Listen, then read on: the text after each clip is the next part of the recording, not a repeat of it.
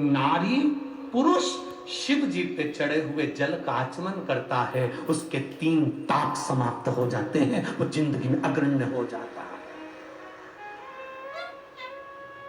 शिव महापुराण के अंतर्गत लिखा है, जो नारी पुरुष गंधर्व देव असुर नरच जितने भी हैं संसार में रहने वाले, जितने मानव हो, गंधर्व हो, देव हो, असुर हो, जिस प्रवृत्ति का हो, चाहे वो किस स्वभाव का है, अगर वो देवादिदेव महादेव के शंकर भगवान के शिवलिंग का अभिषेक कर रहा है, पूजन कर रहा है, अर्चना कर रहा है, एक बेलपत्र समर्पित कर रहा है, चाहे वो नारी हो, पुरुष हो, गंधर्व हो, स्त्री हो, कोई किन्नर हो, आदिक हो, अगर वो स्तुति कर रहे हैं, अर्चना कर रहे हैं, स्मरण कर रहे हैं, उस पर एक बेलपत्र समर्पित कर रहे हैं, जो महापुराण के विद्येश्वर संहिता में लिखा है, उसको कभी संसार में आकर दूसरा जन्म नहीं लेना पड़ता, उसका मोक्ष निश्चित हो जाता है। केवल शिव आराधना का फल ही है।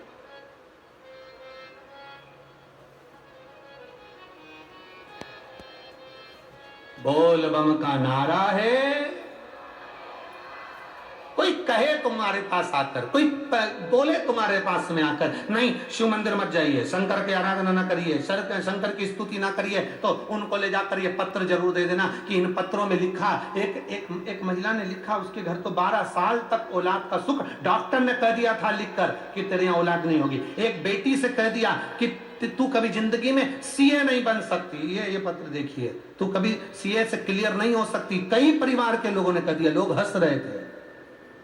क्या नाम है इसका?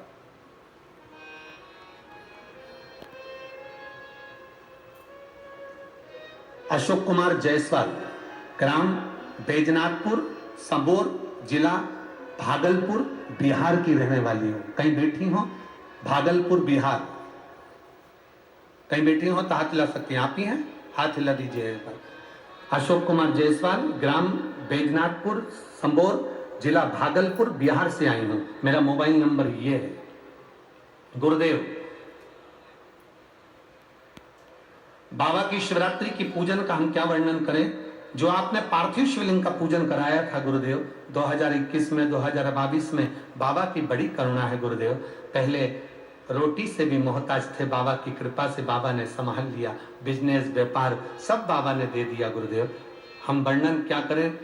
गुरु पूर्णिमा का महोत्सव कुबेरेश्वर धाम भी हम गाए और बाबा से निवेदन कर कर आए। मेरी बेटी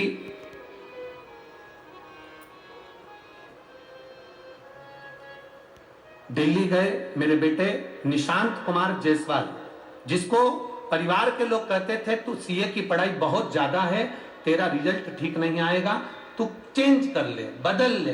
पर मेरे बेटे ने कहा मैं शंकर की आराधना करता हूं, 1 लोटा जल चढ़ाता हूं, जरूर मेरा बाबा सुनेगा।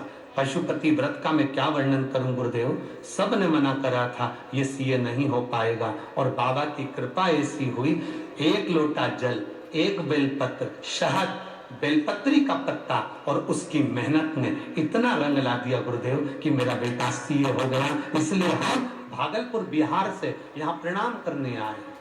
बेटा आया है साथ में? हाथ हिला दो बाबू। हाँ, हाथ हिलाओ इसे। बहुत बहुत बधाई आपको सीए बनने के लिए, बहुत बहुत साधुवाद। हम भागलपुर बिहार से आए हैं गुरुदेव। हमने कहा था जब सीए बन जाऊंगा, जहां कथा होगी वहां पहुंच जाऊंगा। बाबा की कृपा, शिव तत्व, बैठिए बाबू। श्री शिवाय नमस्तुभ्यं। शिव तत्व इसी को कहते हैं, आपका विश्वास, आपकी दृढ़ता, आपकी लगन और साथ में आपका कर्म और आपकी मेहनत रंग जरूर लाए।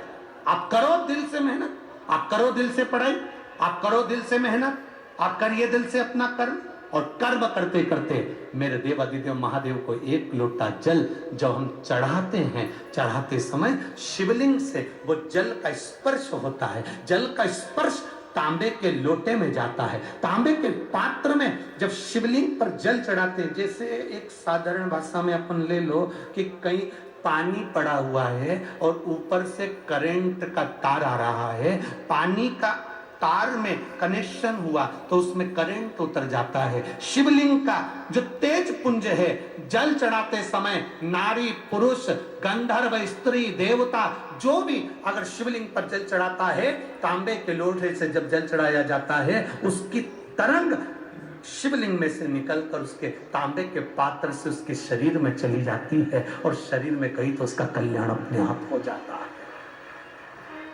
शिवलिंग के तेज को हम प्राप्त कर ले। शंकर भगवान के तेज को हम प्राप्त कर रहे हैं। ये जो राजगढ़ में कथा हो रही है, इसका नाम भी तेज शिव महापुराण कथा। हम शिव के तेज को प्राप्त कर रहे हैं।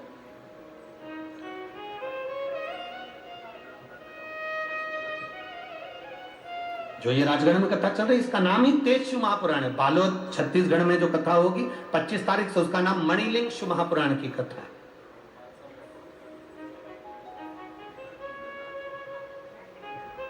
हम शिव के तेज को प्राप्त कर रहे हैं और ये तेज कोई साधारण है।